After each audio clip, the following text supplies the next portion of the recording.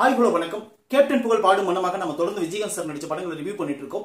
அந்த வகையில் 1987 அக்டோபர் 21 வெளியான படம் தான் உழவன் மகன். இந்த படம் வந்து விஜயகாந்த் சாருக்கு 75வது படம்.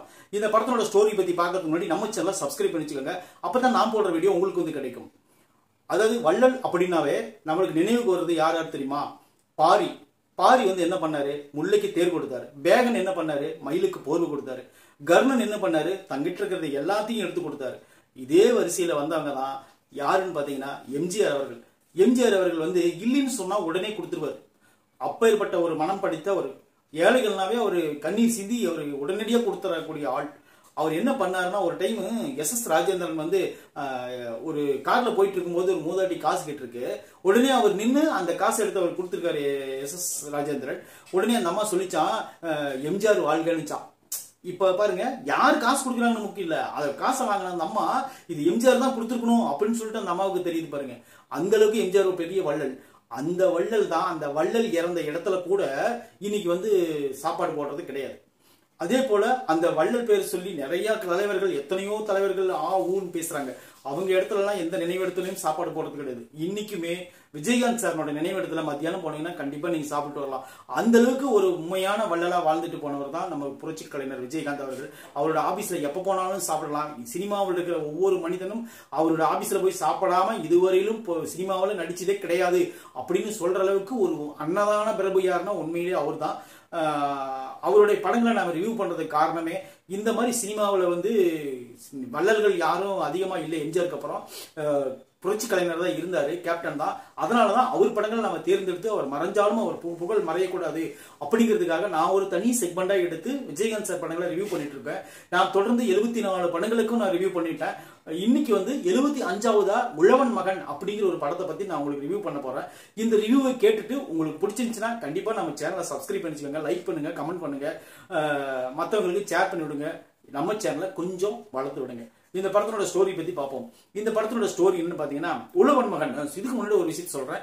உழவன் மகன் படம் ரிலீஸ் ஆகும்போது 1987 அக்டோபர் 21 தீபாவளி. இந்த படத்துல இந்த இடத்துல வந்து விஜயகாந்த் சாருக்கு 3 படங்கள் ரிலீஸ் ஆகுது அதே டேட்ல. ஒன்னு மனதில் உறுதி வேண்டும், அது வந்து கே பாலச்சந்தர் டைரக்ஷன்ல 73வதா அந்த படத்தை நான் ரிவ்யூ பண்ணியிருக்கிறேன். அதுல வந்து வங்காள கடலை அப்படிங்கிற ஒரே ஒரு பாட்டுக்காக ஒரே ஒரு கெஸ்ட் ரோல் பண்ணியிருப்பாரு விஜயகாந்த் சார். அது அடுத்தது பாத்தீங்கன்னா அடுத்த படம் வந்து சட்டம் ஒரு விளையாட்டு, சந்திரசேகர் எஸ்.ஏ. சந்திரசேகர் அவர்கள் டைரக்ட் பண்ணி அது 74வதா அதை வந்து நான் ரிவ்யூ பண்ணியிருப்பேன்.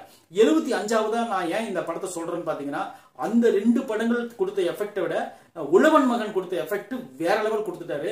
ஏன்னா சட்டம் ஒரு விளையாட்டு வெற்றி படம் தான், மனதில் உறுதி வேண்டும் வெற்றி படம் தான். ஆனா உழவன் மகன்ங்கிறது ஒரு ஸ்பெஷல். அது என்னன்னு பாத்தீங்கன்னா, இந்த படத்துல நம்ம புரட்சி கலைஞர் 2 வேடங்களை நடிச்சிருப்பாரு. அந்த அளவுக்கு ஒரு பர்ஃபெக்டான ஒரு செம படம் தான் இன்னைக்கு நான் கொண்டு வந்திருக்கேன். இந்த படத்தோட ஸ்டோரியை பார்த்துட்டு நம்ம சேனல் நீங்க கண்டிப்பா சப்ஸ்கிரைப் பண்ணி ஆகணும், லைக் பண்ணி ஆகணும். ஓகே, இந்த படத்தோட ஸ்டோரி பத்தி போலாம். இந்த படத்தோட ஸ்டோரி என்னன்னு பாத்தீங்கன்னா, அதாவது சின்னதுரை அப்படிங்கிற ஒரு கேரக்டர் தான் நம்ம கேப்டனுடைய கேரக்டர். கிராமத்துல உழவு தொழில் பண்ணிட்டு இருக்கிறவரு. அவருடைய அப்பா தான் நம்பையார். இந்த குடும்பம் இப்ப என்ன ஆகுதுன்னு பாத்தீங்கன்னா, அதுக்கு அந்த பக்கம் ஒரு குடும்பம் இருக்கு. அது யார் குடும்பம்னு பார்த்தா ராதாரவி.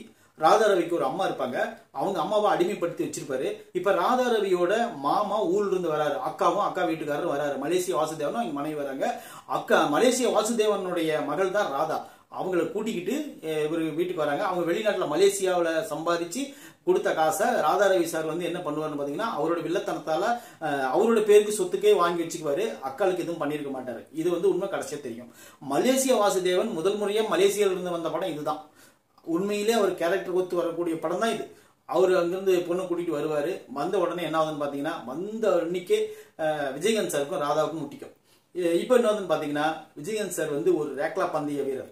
அவர் வந்து ரேக்லா ஓட்டிட்டே இருப்பார். பயங்கரமான அந்த சீன்லாம் நீங்க பாத்தீங்கன்னா, தணல் தெரிக்கும் அந்த சீன்லாம் வேற லெவல்ல. சின்னதுரை அப்படிங்கிற பேருக்கு தகுந்த மாதிரி மனுஷன் அப்படியே கரலா கட்ட மாதிரி வேற லெவல் இருப்பாரு. அது கிராமத்தானாவே வாழ்ந்திருப்பாரு இந்த படத்துல. அப்புறம் ஒரு விஷயம் என்னன்னா, இன்னொரு விஷயம்னா, அந்த ஊர்ல ஒரு சின்ன பஞ்சாயத்து ஆயிரும். இவர் என்ன பண்ணுவாரு, ராதிகாவுக்கும் வாக்கு கொடுத்துருவாரு. அதாவது நான் உன்னை கல்யாணம் பண்ணிக்கிறேன் அப்படின்னு சொல்லிட்டு லவ் பண்ணி அவர் கல்யாணம் வாக்கு கொடுத்துருவாரு. வாக்கு கொடுத்தோடனே இப்ப ராதிகா வந்து விஜயகாந்த் சார் நடிச்சிட்டு இருப்பாங்க.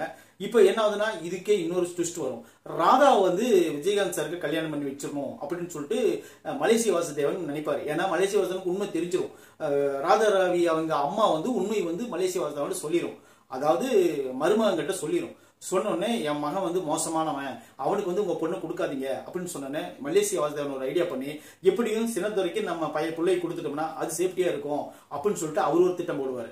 இப்ப என்ன ஆகுதுன்னு பாத்தீங்கன்னா, எப்படியாவது இந்த ரேக்லா பந்தயத்துல சிலம்பத்துல ஜெயிச்சவங்களுக்கு என் பொண்ணை தரேன்னு சொல்லிடுவாரு.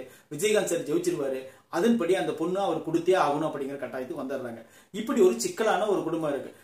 வந்தோடனே அந்த இப்ப என்ன ஆகுதுன்னா, அந்த சீன்ல அந்த ராதாரவி கேரக்டர், எம்என் நம்பியாரனுடைய கேரக்டர், அதாவது விஜயகாந்த் சாரோட அப்பாவோட கேரக்டரை ராதாரவி கும்பல் கொன்றுவாங்க. கொன்னுட்டு அந்த பழைய விஜயகாந்த் சார் மேல போட்டு ஜெயிலுக்கு அனுப்பிடுவாங்க.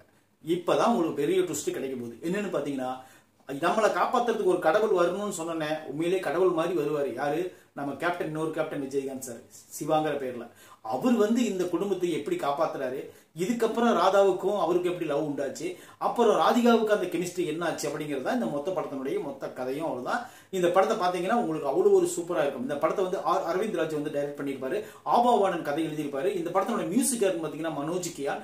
இந்த படத்தினுடைய 2 பாடல்கள் வந்து வேற லெவலில் தெரிவிட்டுச்சு.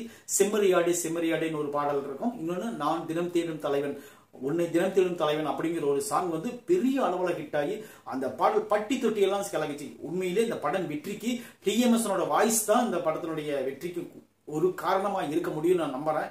ஏன்னா உன்னை தினம் தேடும் தலைவன் அப்படிங்கிற பாட்டை வந்து டிஎம்எஸ் அந்த அளவுக்கு உருக்கி பாடி இருப்பார் விஜயகாந்த் சாருக்காக. நான் இதுக்கு முன்னாடி நிறைய பேருக்கு டிஎம்எஸ் சார் பாடி நம்ம பாடல் கிட்ட நிறைய நான் பார்த்திருக்கோம். ஏன்னா எம்ஜிஆர் சார், சிவாஜி எல்லாத்துக்கும் பாடிட்டார் டிஎம்எஸ் சார். ஆனா விஜயகாந்த் சாருக்கு பாடும்போது தான் உண்மையிலே அது கனெக்டா இருந்த மாதிரி இருந்துச்சு. இங்க ஒரு அப்படிங்கிற விஜயகாந்த் சார் சொல்றதுக்கும் அந்த குரலுக்கும் அவ்வளவு சூப்பரா இருந்துச்சு. இன்னும் நிறைய பாட்டு சாருக்காக பாடிடலாம். ஆனா என்னாச்சுன்னு தெரியல. இந்த படம் வந்து ஒரு பிரமாதமான படம். இதை பார்க்கணும் அப்படின்னு நினைக்கிறவங்க கண்டிப்பா நீங்க போய் பாருங்க. உங்களுக்கு வந்து நம்ம புரட்சிகளை நாம இழந்துட்டோம். ஆனா இருந்தாலும் அவருடைய நினைவா இந்த படத்தை நீங்க பாத்தீங்கன்னா உங்களுக்கு கொஞ்சம் அவர் இல்லாத குறையை நீங்க தீர்த்த மாதிரி இருக்கும். உண்மையிலே நம்மளோட வாழ்ந்த ஒரு மனுஷன் அப்படிங்கிறதுக்காக தான் நான் இந்த படத்தினோட ரிவ்யூ எல்லாம் பண்ணிட்டு இருக்கேன். உங்களுக்கு பிடிச்சிருந்துச்சுன்னா கண்டிப்பா நம்ம சேனலை சப்ஸ்கிரைப் பண்ணி வச்சுக்கோங்க. ஏன்னா இந்த படத்தை நான் எந்த குறையும் சொல்ல மாட்டேன். ஏன்னா இந்த குறை சொல்ற அளவுக்கு இந்த படத்துல எதுவுமே கிடையாது. அந்த அளவுக்கு ஒரு பர்ஃபெக்டான படம், நல்ல நீட்டான படம். எந்த ஒரு தவறான ஒரு நோக்கத்தோட எடுக்கப்படாம ஒரு குடும்பத்துல, ஒரு கிராமத்துல இருக்கிற ஒரு குடும்பத்துக்கும் இன்னொரு குடும்பத்துக்கும் சண்டை, அந்த குடும்பத்து சண்டையை தீர்த்து வைக்கிறதுக்கு அண்ணன் விஜயகாந்தை காப்பாத்துறதுக்கு தம்பி விஜயகாந்த் வருவார். அவ்வளவுதான். இது அவ்வளவு பர்ஃபெக்டா எடுத்திருப்பாரு அரவிந்த் ராஜ் சார். இந்த படத்தை பார்த்துட்டு கீழே கமெண்ட்ல சொல்லுங்க. இந்த படத்தினோட ரிவ்யூ உங்களுக்கு பிடிச்சிருச்சுன்னா கண்டிப்பா கமெண்ட்ல சொல்லுங்க. சப்ஸ்கிரைப் பண்ணுங்க, லைக் பண்ணுங்க. தேங்க்யூ.